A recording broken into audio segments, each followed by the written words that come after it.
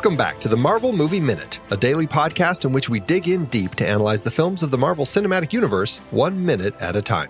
I'm Andy Nelson from The Next Reel. We are looking at Jon Favreau's 2008 film Iron Man, back where the whole universe began. And joining me this week on the show, we have Alex Thompson of the Independence Day Minute. Hey, Alex. Hey, Andy. Thanks for having me on. Oh, I'm thrilled to have you. It's going to be a fun week of corporate espionage to talk about with you. So we should have a good time. Yeah, not an ounce of superheroism to be found here. Right. Yeah, right. Superhero Lite is what we're looking at this week. Of course, we're starting with Minute 91 on today's show. The minute starts with the reveal of what it is that Tony finally knows, and it ends with Pepper sitting down at Tony's desk. We are starting in Tony's workshop, as I mentioned. This is, last week we kind of left it on a cliffhanger as to, what does Tony know? I finally know something. And now we know. He finally knows what he has to do, and he knows in his heart that it's right. This is a real superhero line that we kind of kick off with here. Yeah, I was struck by, I'm sure you've probably seen it in all your research, there was a line that Jeff Bridges had in one of the behind-the-scenes stuff where he said basically he was thinking of this more as just an independent movie, just like, oh, Jon Favreau's directing this like independent movie and Robert Downey Jr. and Gwyneth Paltrow. That sounds like a really interesting cast, and this feels like Iron Man almost could be incidental to the plot. It's a weapons manufacturer who finds religion after he is taken captive by the weapons he creates.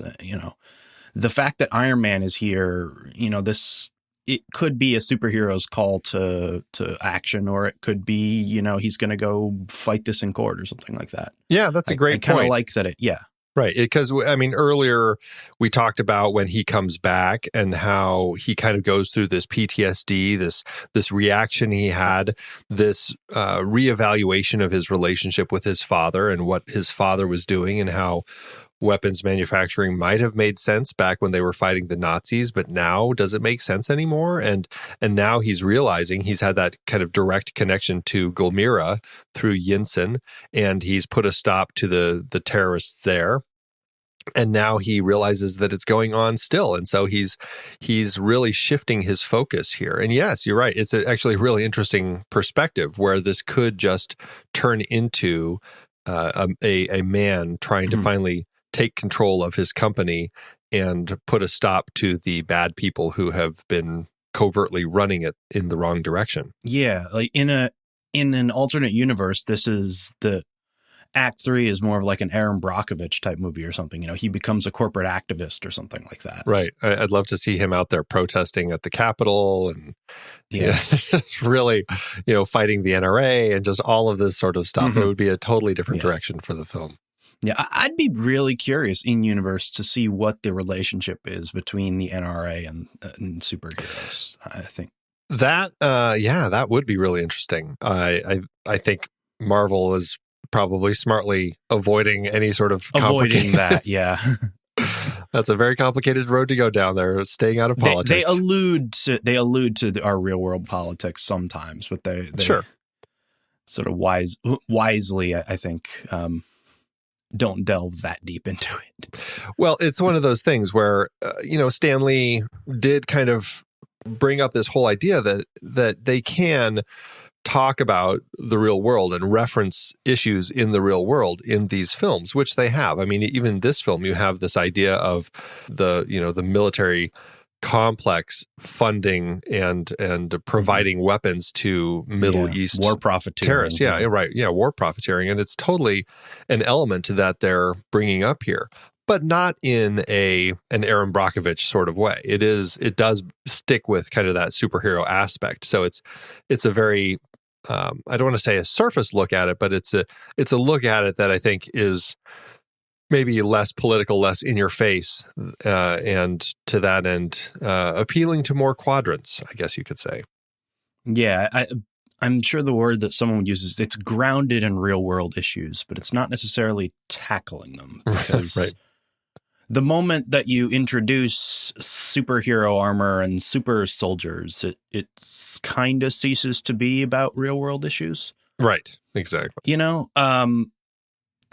to go on a brief tangent, they talk, the X-Men as a parallel for sort of gays and minorities and things like that. And on the one hand, you talk about mutant registration and how it's some sort of parallel for, registering gay people or something like that. But it's a little harder to draw that parallel when you're registering people who have the power to move cities with their minds. It's a little harder to draw the parallel between superheroes and weapons control when a person is a weapon.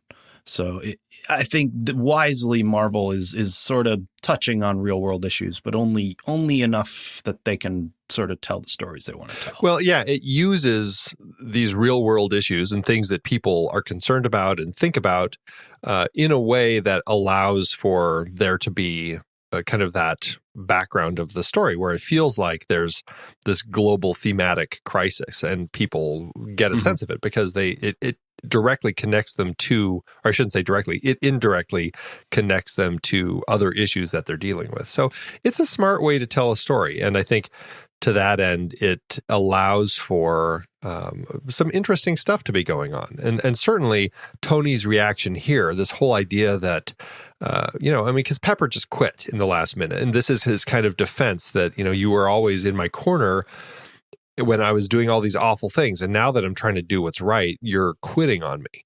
But this is what's right. I know it's what I have to do.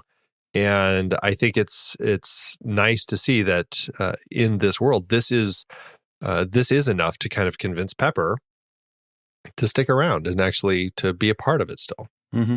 Yeah. Yeah, I do want to comment before we finally leave Tony's workshop here. I really want his workshop. Like, I want access. Like, let me just have access to a drill press and welding equipment and a floor that I can't destroy, and I'll be good. Yeah, I want to play. I don't care about having the super suit or the indestructible powers or the super serum. Just give me like power tools. I want his power tools. I do wonder. I mean, he does. Not in this minute, but in previous minutes. I mean, he's obviously doing a lot of work in the floor. He's building things to come out of the floor, all these robot arms and different things that kind of help him in and out of his suit and everything. His house is on a cliff. I just have to wonder, how safe is that to continuously bore into the floor and to create these additional elements? So at what point is he going to weaken this cliff so much that this whole thing is going to crumble into the ocean? Mm-hmm. I believe that point is called Iron Man 3. Right, we'll get there. We'll get there. A random weird note when he convinces Pepper and it cuts to the wider shot of the two of them as she kind of makes her decision and she walks forward to pick up the lock chip and deliver a great line that I have here. You're all I have too. Which I think is a really nice close on that. This sense that this is a relationship. It's not just employer-employee, but there's something more here. I think that's great. But there's this weird light as Robert Downey Jr. is looking down kind of dejectedly and she walks forward to pick up the lock chip. There's a weird like red light that's glowing on his face until she picks it up. And it almost looks like it's the device because as she kind of picks it up, the red glow moves from there to over where the chip was that she picks up. But it's like a weird light source that I can never pinpoint what is actually creating this light and why do we have this here? It's a strange choice that I don't ever quite understand. Yeah. I think you can barely see it. It's second 16 when they first cut to that shot of the two of them. He looks like he is just tinkering with something. You can just see what looks like maybe a pen or a small screwdriver in his left hand. So I'm thinking the explanation is that the red light is coming from whatever he's tinkering with. And then as soon as the light goes off, it might be like a little, he has made it. Yeah. Yeah, it's like a little, it's a little glowing, like almost like a laser pointer sort of thing, but not quite. Yeah.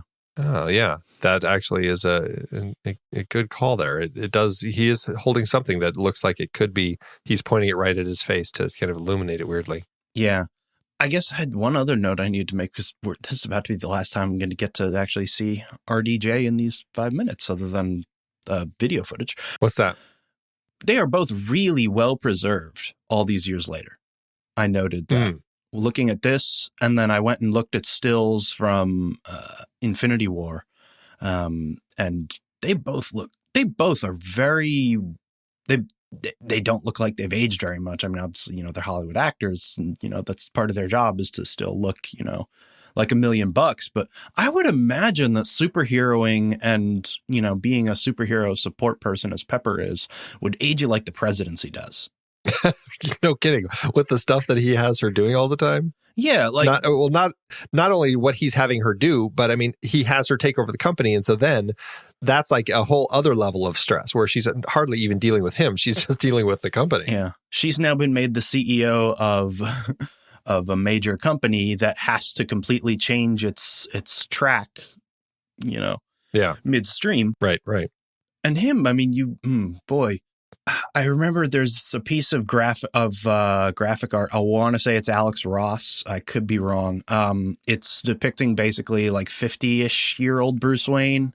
He's got his shirt off, and you just see like scar after scar, and his back is all mangled and gnarly. And like, there's no way. I know it's always the thing you have to kind of close your eyes about, that his body doesn't get turned into jelly from falling inside of his indestructible suit, but he cannot be this well preserved 10, 15 years later after being Iron Man for that long. It is something that you do question as to these injuries that inevitably he's sustaining. I mean, even from this film, theoretically, he got shot in the shoulder already. We don't see that. It's never pointed out, but it's scripted, and we certainly see his arm in a sling when he comes back from his initial fight. When he's done with his second round fighting over in Gulmira, he actually looks fairly healthy, but still, I mean, there has to be stuff happening to his body. I would think it's not impervious inside that suit. There still are things that have to be getting injured. Well, there's even if you want to assume, even if you just close your eyes and say basically the suit gives him infinite HP or something like that. There's the scene where he's first playing around with the repulsors, and all he's wearing are the repulsors, and they fling him backwards into his concrete overhang, and he has no armor. Right. But it's the part where the injuries don't happen unless they're convenient to the plot, right? Yeah. Except for the part where Rhodey gets shot down by Vision. Spoiler alert for many movies from now. They don't really get injured unless the plot demands that they get injured. Yeah, and that's something that very much happens with Tony is when he's in his suit, injuries happen to his suit, but he always seems to make it through okay. And like you said, it's not suit related. And I think that's something that they do largely with a lot of these superheroes. I mean, even if you go back to Superman or the Spider-Man films, they might get injured in the film, but never do I recall like a particular scar on anybody that's referencing a previous injury from another film. So yeah. But even ignoring the injury factor, Robert Downey Jr. this was 2008, so we're good 10 years later, and he doesn't look that much older. Yeah, as Tony Stark even. Well, he's got those health shakes that he's started drinking. He really cleaned up his life, and he just drinks those smoothies, and he keeps himself very clean and obviously fit. And I think that those life choices that he made right before kind of getting into this franchise and redirecting his life, I think it just really helped, and it made him into a healthier person who has been able to maintain. And obviously he's, in that those Hollywood circles where he's, personal chefs and personal fitness trainers and all those sorts of things that kind of personal chefs, personal trainers, potentially also minor plastic surgery here or there. And I do think, now that I think about it, in universe, I think it's sort of implied that Tony is taking better care of himself as he's getting more serious about being Iron Man. Yeah, and it makes sense because in context of this world, this is, he's taking up this superhero mantle. He's no longer this partying playboy. He's now a serious superhero. And so I think it makes sense. Mm-hmm. Yeah. Okay. I'll buy it. So he's sending Pepper on this mission, and we're going to travel with her to Tony's office at Stark Industries to start digging into this. He needs to have her find these files, the shipping manifests that he says they're probably under executive files or it's on a ghost drive. And does this seem like the sort of standard stuff Pepper would, understand what to do? Like, I mean, I know she's the right-hand woman to the most intelligent tech guy running this big company, but I'm like, it's an awfully, strangely technical thing to do. I mean, it's copying files. I guess it's not that complicated. Yeah. But finding files like you got to find this ghost drive, all this sort of stuff. I'm like, God, this sounds, how does she know how to do this? And also the other question I had is this not stuff Tony can access from home? Like, I would assume that he'd have an interface with the company. Why does it have to be at the office? Unless it's specifically stuff that he now knows Obadiah has buried in the system. Actually, he doesn't even know Obadiah has it. He just knows the company is hiding stuff. Oh, well, I know he knows. I take that back. He knows Obadiah is hiding stuff. Obadiah said, who do you think, had the voted against you? So he knows that Obadiah is covertly running the company. He doesn't know that Obadiah is involved yet with Raza and his men that we now know. Well, if you're assuming that, if Tony's assuming that Obadiah is involved and Obadiah's got some smoking guns hiding around somewhere on Stark's servers, Stark Industries servers, then Tony probably has already looked in everything he can get access to and needs to go on site to get to things that aren't, to servers that aren't mounted onto Stark Industries' main, infrastructure. So that's why Pepper has to go into the physical office. The thought I had though is maybe that piece of the thumb drive that, spoiler, Pepper's about to put into the computer will do all the finding for her, so she doesn't have to try and decrypt and hack and so on and so forth. But where did he get this? Right. Well, he's a tinkerer. I guess he invented it, but we could talk more about the lock chip tomorrow because it is an interesting little piece of technology and what's happening on the computer when it does get plugged in. But yeah, and then the other question I had, I mean, I guess he's just so focused on repairing and kind of doing upgrades and whatnot to the Mark III that he can't go do this himself. Yeah, I mean, I guess it's a case where he could probably do it himself faster or better, but no one else can repair the suit. So yeah, and that's one of those things. I mean, it's obviously a plot element that we need him at home. It's just one of those things where does it make sense in the world of the story, or does it feel like it's just convenience for the plot? And I guess that you're right. It does work where he has to work on the suit. He also needs this, but he's the only one who could do that, so he's going to send Pepper. I can buy it. Yeah, and I do like the fact that it gives Pepper something to do. Yeah. It's an unfortunate consequence of, I don't know if it's a consequence of the genre or if it's a consequence of the fact that the genre is adapted from a comic book genre that was very rooted in a lot of sort of 50s morality and 50s mindsets, that a lot of times the women in these stories are either damsels in distress, or they're just the sidekick, or as Pepper is for a lot of this movie, they're just kind of the nagging naysayer. It does give Pepper something to do and some degree of agency here. And I'm glad that they did do that with her, and that they didn't make Pepper just this damsel. Like, she actually has elements to do other than just kind of be there in Tony's corner when he needs her. And to that end, I'm grateful that we actually get more from Pepper, because I do think she's a really interesting character. I think Gwyneth Paltrow brings a lot to the role. And in a moment like this, it's nice to kind of see what Gwyneth can do with it. Yeah. So she heads off to the office. I'm not quite sure if this is a set, or I know they were filming the exteriors at Massimo headquarters in Irvine, California. It looked like there's a possibility this building was actually empty between the time it went from Nikon to Massimo. So, and I know some other films had filmed here. So I think perhaps they were using the interiors as well. I can't quite confirm that, but I think it's possible. She walks through this office. I'm not quite sure why it's so barren out in these spaces in front of Tony's office. Like nobody is here.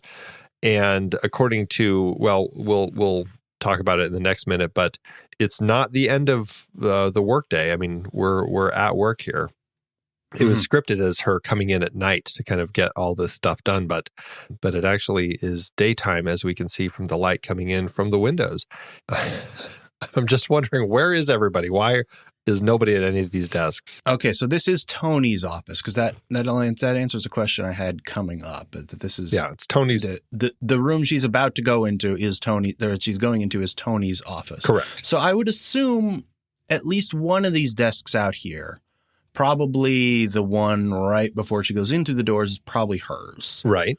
But then, like, she gets off the elevator, she passes another, like, set of glass doors into some other offices that are opposite his. Nobody's in there. And then in this space where it would be kind of potentially before she gets to hers, there's two other desks that they have that picture of the bomber right between them, the stealth fighter right between them. And nobody's there. And then she passes the desk that's like right outside his office. And the one I'm assuming is hers. But yeah, no one's here. Is it lunch?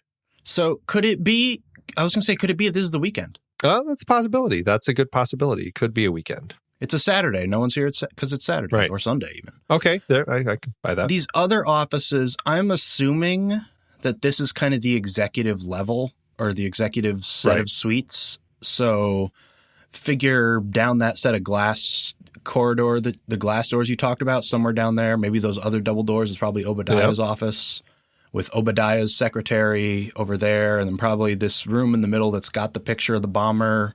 A couple more offices. Somewhere around here is probably a telepresence room where they can both, if they've got to get on a video conference call with, executives in another country or something. Right. But yeah, my best guess is it's the weekend. No, it makes sense. I think, we will see people in here and in later minutes. So it's not like nobody's here, not in this space, but we will see people here. And actually that makes me wonder, when they set the meeting with Agent Coulson, because Tony, sets up this appointment with Coulson. No, it's Pepper. Pepper sets up the meeting with Coulson. I don't remember if Tony ever. Tony sees him at the party Yeah, Tony sees him at the thing. But then I could have swore Pepper's the one who eventually sets up the meeting with him, because later on this week, Coulson's going to say, "You ready for that meeting?" And say, "Yep, we're having that meeting right now." And she's talking about the meeting, right? But because he's talked to her a number of times about it, and actually it's scripted even more. Like there's a lot of conversations in the script about this particular meeting. And so actually, yes, back in minute 70, here it is. Agent Coulson talks to Tony and he says, "Let's just put something on the books. How about the 24th at 7 p.m. at Stark Industries?" And that's the setting of the appointment. So this is 7 p.m. theoretically? Well, that's the question I have. Now, it is possible that he has set up a different appointment that was cut with Pepper, because it's clearly not 7 p.m. Well, I was going to say, if it's 7 p.m., that would explain why it's not that bright, or why there's not that many people here anymore. The only question is, why is it still so bright? Right. Unless it's the peak of summer. But even then, you'd have longer shadows, I would think. Even in the peak of summer, even in California, where it's approaching sunset at 7 p.m., it's not this bright that late in the day. That's something that we will explore as we continue. We'll be, Agent Coulson will be popping up soon enough, and we can continue this conversation about the time and everything. Especially in the next minute, we'll get another chance at that. But before we get to that, the only other note I had was just that B-2 Spirit stealth bomber picture as it's getting refueled midair that we see. That was the only other note I had. It looked like this is one of those sorts of photos. There's tons of these. So I'm sure it's a stock photo they purchased for that. But other than that, I don't think I had any other notes for this one. What about you? That's all I got for this one. All right. Well, Alex, thanks so much for joining me today. I appreciate it. And Do you want to remind everybody where they can find you online? Yeah, so I got a few Movies by Minutes podcasts going on, or in some state of going on. Current main project, Independence Day Minute. Myself, along with Matthew and Johan, formerly of Roughneck Minute, are going through the movie Independence Day. Podcast, it's wrapped up its main run. You can check out Galaxy Quest Minute on a podcatcher near you. And also occasional side product. We drop about one side product, occasional side project. We drop about once a month. Myself and Doug Greenberg of Rocky Minute are doing Cleveland in 6, going deep into Major League. That one is a lot of fun. I will caution you, any sensitive ears out there, that one is not PG-13. We do earn our explicit tag on that one. So if that sort of thing offends you, maybe skip that one. But I mean, you know who you are. But otherwise, check it out. Come check out. Yeah, check out all those on podcatchers near you. Fantastic. All right, everybody. Well, that is it for today's show. Thanks so much for tuning in. Make sure you subscribe to the show for free at marvelmovieminute.com. Join us over in our Discord chat room and follow us on Facebook, Twitter, and Instagram at The Next Reel. And if you like what we do and you want to support us and get some cool stuff, become a patron over at thenextreel.com/Patreon. Until next time, true believers.